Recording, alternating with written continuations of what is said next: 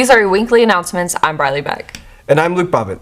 Prudential wants to celebrate our spirit of volunteerism and recognize students for their service to the school and community. Fill out an application online at nassp.org/spirit. Then submit an application to your counselor and send in a signed signature page. Applications must be submitted by November 3rd.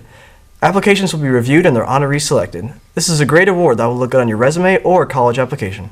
Students interested in FCCLA, dues need to be paid to Mrs. Livingston in room D114 by October 1st. New members are $20 and returning members are $15.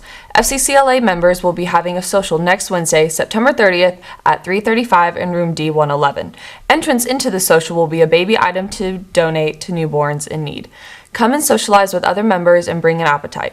Be sure to check your email for a list of baby items needed for donation. Also, FCCLA will be making Oreo balls to sell at Third Thursday on October 15th. They will be making Oreo balls after school on October 17th in room D111.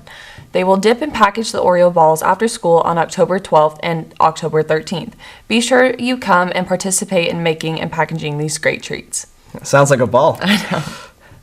The theater department will be holding auditions for the winter children's play The Wizard of Oz on Friday, October 2nd. Auditions will be taking place after school that day in the auditorium. Please pick up an audition packet from Ms. Tronick in room A125. The show will run December 11th for local elementary schools and daycares, and December 12th for the community. Now here's Amy Neuendorf with information on the drama department's latest production. Now that the drama department is fully in swing of things, they could use so much help. I got an interview with the head of the drama department, Ms. Trotnick. I'm the drama teacher at the high school. I teach acting classes and theater tech classes, as well as direct all the shows. We have 3 shows a year. Now we do a fall show, which is a regular straight play. We do a children's show in the winter, and we do a musical in the spring. In addition to those shows, we work on the technical aspects as well, which is like costumes, set, lights, props, sound, publicity, that sort of thing. The greatest thing about our department is the students and how dedicated they are. All the students are in charge of the crews, so I have a student running costumes and a student running makeup, and they spend their time on the weekends coming up here and working on getting the shows ready. So their dedication is the best thing about our department. You can come by my room, A125, and I'll let you know what we have available, what we have going on. We have Saturday work days for the show, so that's a good way to get involved as well. I'm so excited to be in the department this year.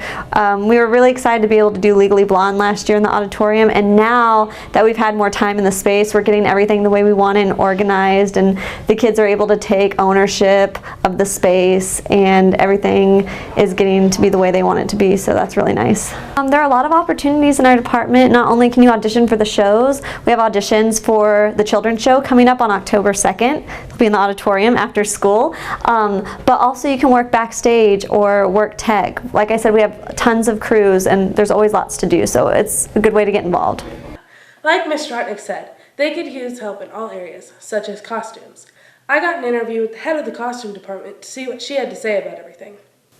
I am the costume head of the Joplin High School Theater Department, and then I'm also the ITS president, which ITS stands for International Thespian. I make the costumes for every single show, and then I have my apprentice Michaela West, who also helps me with all that.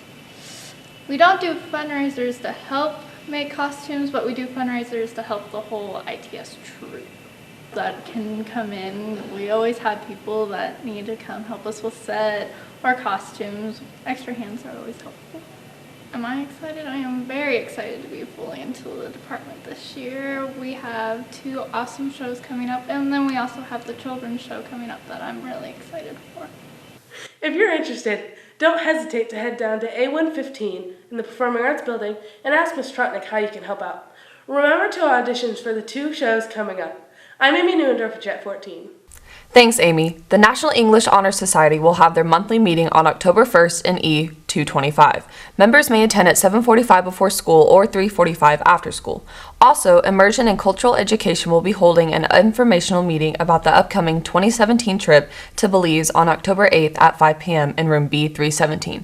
Now, here's Cooper Duckworth with an update on fall sports. Thanks, guys. The Lady Eagles golf team had 3 qualify for sectionals. Anna Iorio, Caitlin Gilliland, and Taylor Uhas. Good job, girls. Take it to state.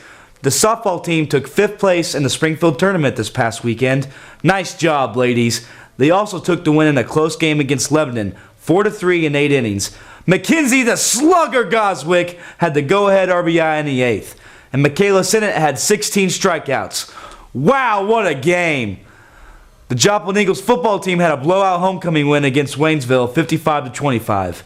Corby Cornett had a monster game, completing 19 of 23 passes for 302 yards and 3 touchdowns. Alex Coffin was a dual threat with 120 yards rushing and 35 yards receiving for 2 touchdowns. Zach Gaudette had 8 receptions for 115 yards. Gaudette is now averaging 102.5 receiving yards a game. Yikes! Watch out, DBs. Number 2 is coming to play, baby. Your Eagles travel to Lebanon this Friday to take on the Yellow Jackets. We sit at 4-2 and are ready to move ahead in the Ozark Conference. Let's go, Eagles. Get that winner chicken dinner. Back to you. Thanks, Cooper. Have you always wanted to be on the radio talking sports? ESPN Joplin, the Sports Edge, would like to help you land your dream job. One lucky person will win the opportunity to be a co-host on ESPN Radio Joplin. Anyone is eligible to enter if they are 15 years or older. The deadline to apply is October 12th. For all the rules, please check out ESPN Joplin, the Sports Edge Facebook page. This opportunity is proudly sponsored by Missouri Southern State University. The guidance counselors will host a senior parent meeting on Thursday, October 8th at 6:30 p.m. in the JHS auditorium. Topics covered will include college application process, scholarships, ACT/SAT, and financial aid. Would you like to promote your club, sport, or organization? Have you signed up to participate in October's Third Thursday yet? Third Thursday is a great opportunity to spread awareness in front of over 5,000 community members. For more information, please contact Andrea Alsons, Christy Montgomery, Leah Shipley, Bradley Beck, Haley Mayer, or Catherine Warnaby. Here's Dylan Noblet and Ian Bruton with their Netflix movie review.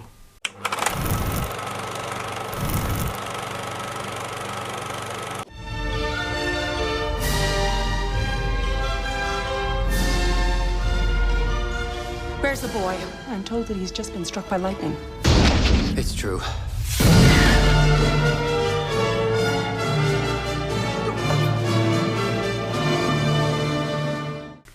Thanks, guys. This week for a Netflix review series, we're reviewing Wes Anderson's Moonrise Kingdom. The film is about a young boy named Sam who makes a plan with a girl, Susie, who he met at a church play, and they fall in love. They wrote to each other for a while since they were both troubled, and later make the plan to run away and live together.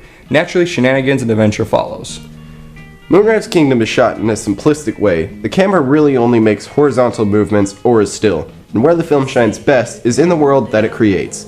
The film takes place in an idyllic, peaceful island with little crime or worries, except for the weather. If I had to complain about one thing, it would be the reactions to some of the characters. There just doesn't seem to be that much emotion in the characters' faces. It seems to be more in their actions, which, mind you, they are very pleasant to look at. Moonrise Kingdom comes out with a very high 93 A-. The only reason that it's not 100% is some problems with both explaining a few jokes that never really get a laugh out of you. It should go to say that this is more of a mature comedy movie. There are no immature or inappropriate jokes in the film like the ones you would see in other directors' films. Adam Sandler. Once again, don't watch this movie during class. There are a few suggestive scenes that are not school appropriate. I'm Dylan Noblet. And I'm Ian Bruton. And class is dismissed. Today in Transitions, we're going to be doing something a little bit different. With more, here's Dylan Noblet. So before everyone takes the Advanced Ed survey, allow me and Mr. Gibson to shed some light on why you are taking the survey and how you are benefiting from it. This survey that students are going to be taking is a part of an Advanced Ed certification that the high school does every 5 years. We've been doing it for the last 100 years. The benefit to the students, I like to think of more of the benefit for the whole school, but at more of a superficial level, the benefit would be we get a sign in the office that says we're Advanced Ed certified. If students transfer from our school to another school, it makes transferring easy. If students are taking college credits and they go to a Advanced Ed certified school, those credits transfer more easily. And that's just the superficial surface level part of it. Probably the more important part is this is an opportunity for students to get feedback in something that we do on a 5-year basis, and it really guides the school on what kind of improvements we make. So we take the student feedback, we take teacher feedback, we take parent feedback, and we implement programs that students and parents and teachers want. I would like for the students to take the survey seriously. Make sure they answer all the questions. Be honest. You don't have to, you don't have to be overly critical. You don't have to be overly generous. The survey is going to ask all sorts of questions between, do you feel like safe in the environment? Do you feel, free? Do you have good educational experiences? Are we preparing you for college? Are we preparing you for your career? And we just want your honest feedback on that. If a student misses the survey, they'll probably get a notification from me and from the office, and we'll pull them down aside to redo the survey. Once again, take this survey seriously, and be sure to tell any of your friends who are not here for this in advance. Thanks, guys. Students, don't forget to be checking your school email daily. These have been your weekly announcements. Have a great week.